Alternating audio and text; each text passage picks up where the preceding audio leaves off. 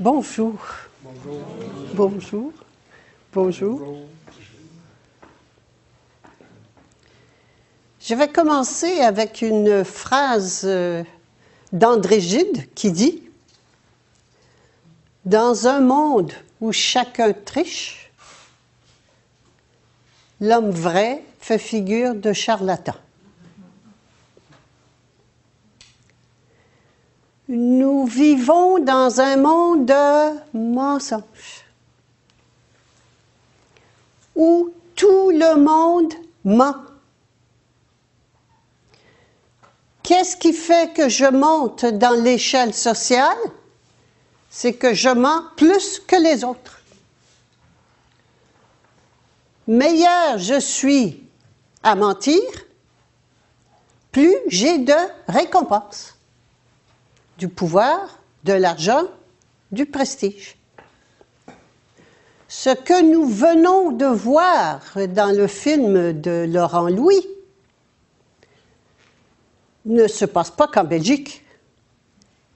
C'est là, il dénonce la corruption jusqu'à l'os, c'est-à-dire complète, de tout le système politique. Non seulement le système est corrompu, parce qu'il repose sur des bases fausses, mais tous les gens qui y sont corrompus.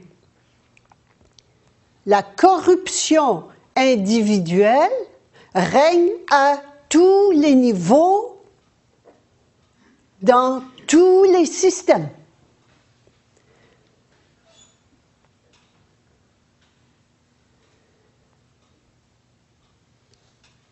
Ce que vit, vous avez vu même à la fin de sa présentation, à la fin de la présentation, vous avez vu que Laurent Louis a été le seul à voter sur 129 personnes. Donc, 128 se sont tus. 128 ont acquiescé à la proposition qu'il perde son immunité parlementaire. Ça veut dire quoi? Vous savez que tous les politiciens et les gens haut placés, mais particulièrement en politique, profitent de l'immunité. Qu'est-ce que c'est que l'immunité? Ça veut dire qu'on ne peut pas les poursuivre en justice et encore moins les condamner.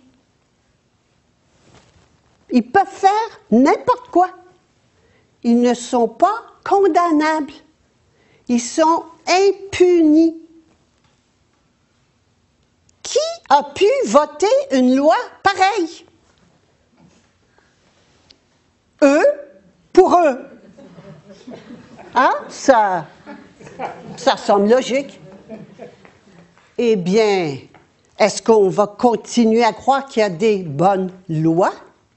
Est-ce qu'on va continuer à rêver en couleur, lobotomiser, comme a dit Laurent Louis, et croire que les lois sont bonnes pour le peuple? Elles sont toutes faites par des gens corrompus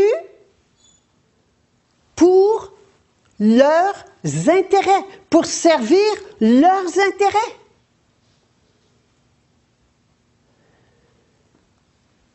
Lesquels intérêts? Mais on parle toujours des mêmes intérêts. On parle des intérêts, de l'argent et du pouvoir. C'est-à-dire de la collusion, et on l'a vu déjà à plusieurs reprises, la collusion politique financière. Ça marche ensemble. Ça prend les deux pour dominer et exploiter le peuple.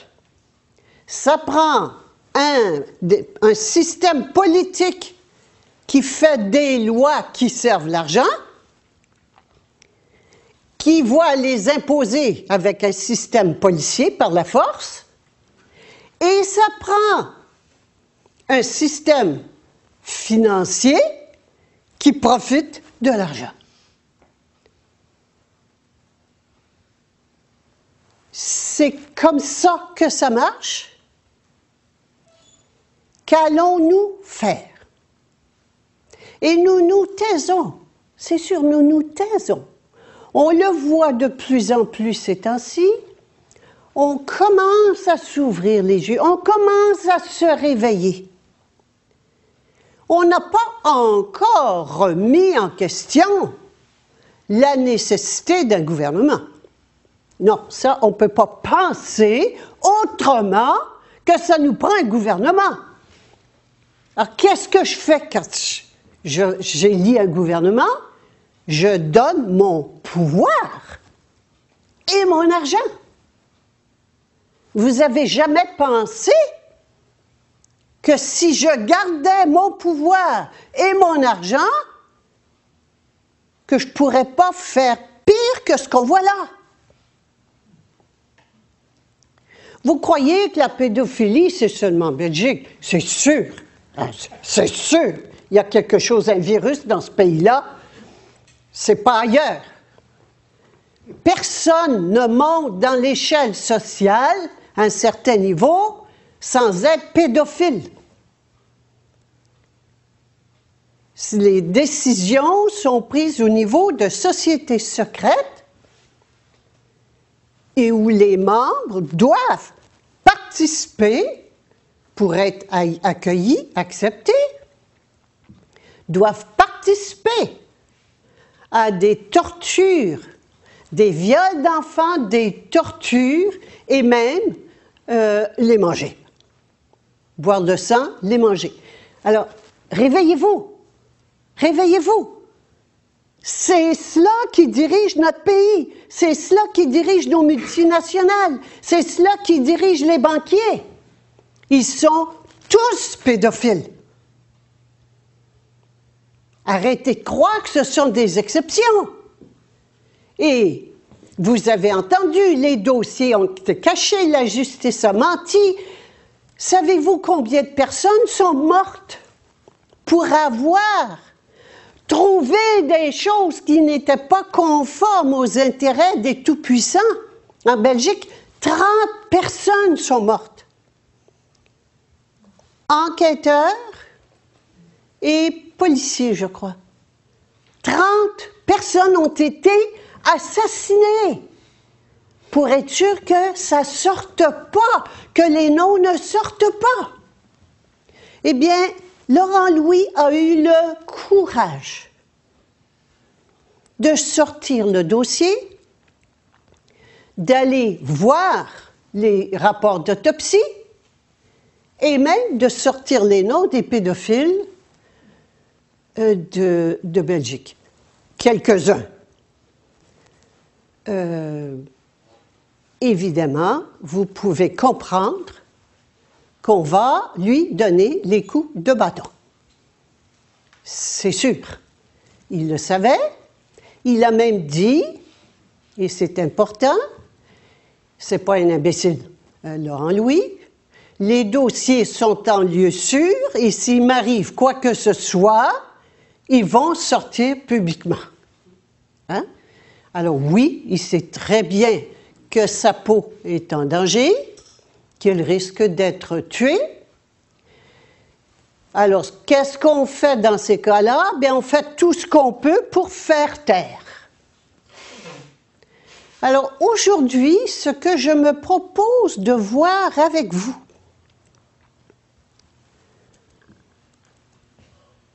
c'est notre situation à nous. Que pouvons-nous faire dans notre vie quotidienne pour que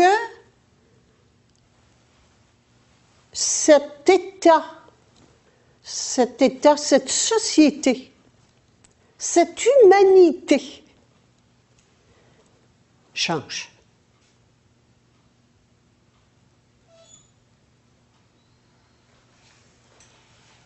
Nous allons donc aller à la recherche du vrai pouvoir. Qui a le pouvoir de faire en sorte que ça change? J'ai ici un tableau.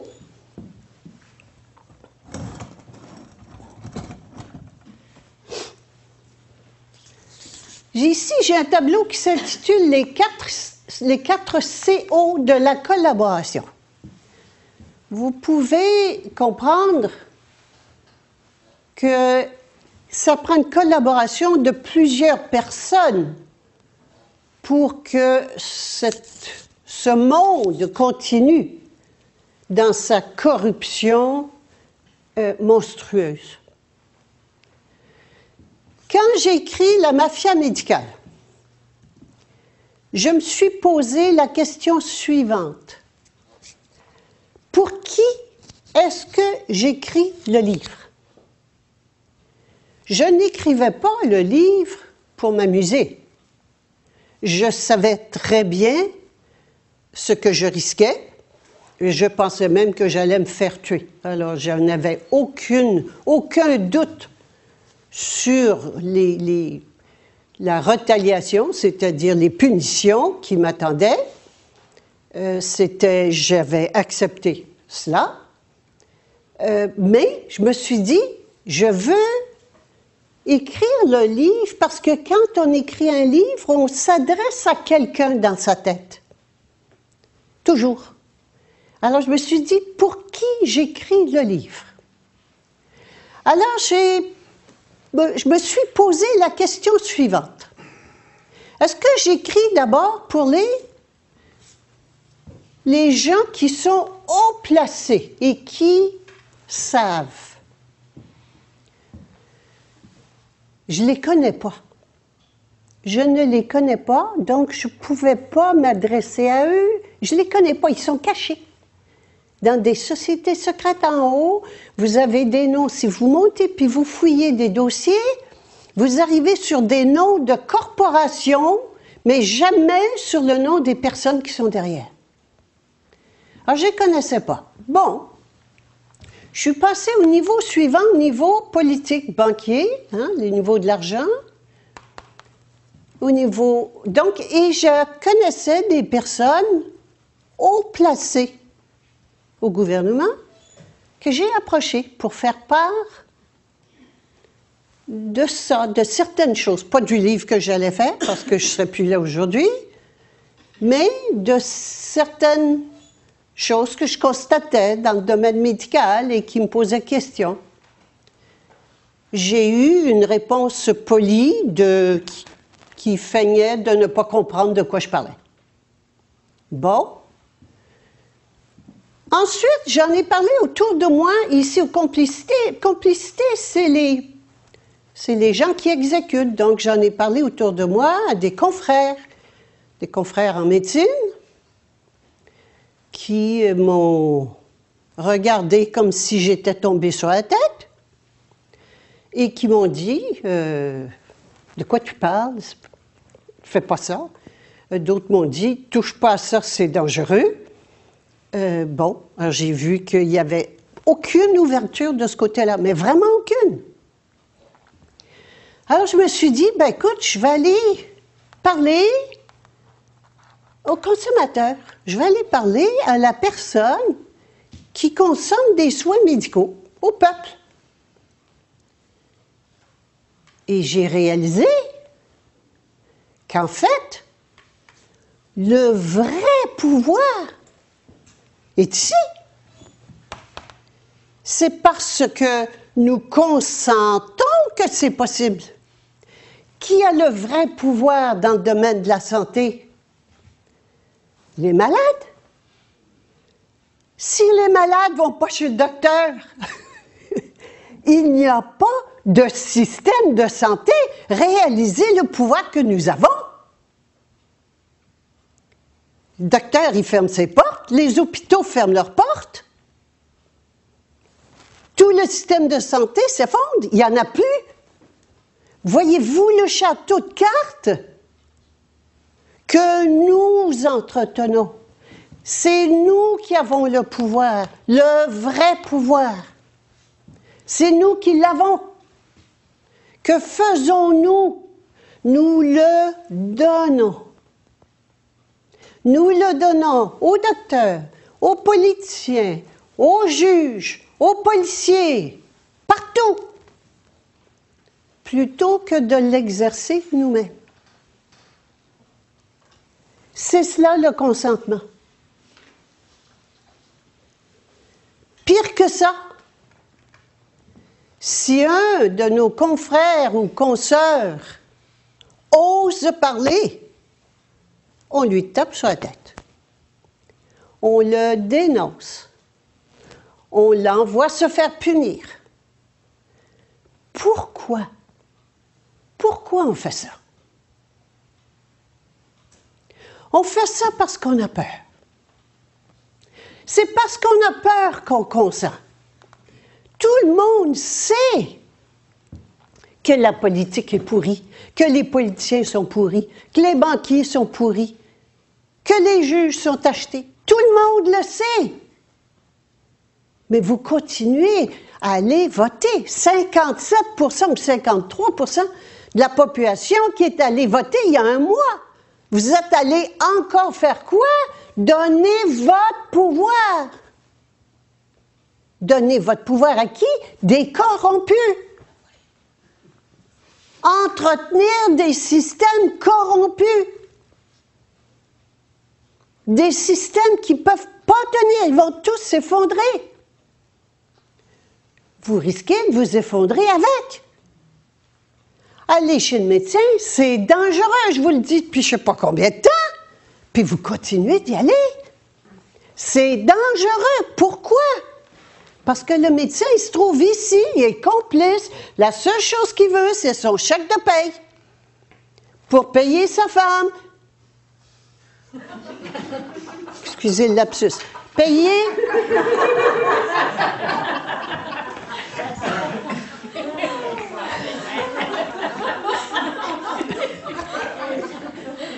Sa famille. Son hypothèque. Pour payer son hypothèque, faire vivre sa famille. Et c'est son seul souci au médecin, c'est son seul souci. Et il fait quoi? Bien, il fait ce qu'on lui dit de faire. Qui lui dit quoi faire? Il reçoit les ordres du gouvernement. Il reçoit les ordres du gouvernement. Comment? À travers le Collège des médecins qui lui dit comment il faut qu'il traite les médecins, les patients, et à travers tout le contrôle du système médical qui lui a appris la façon de pratiquer la médecine.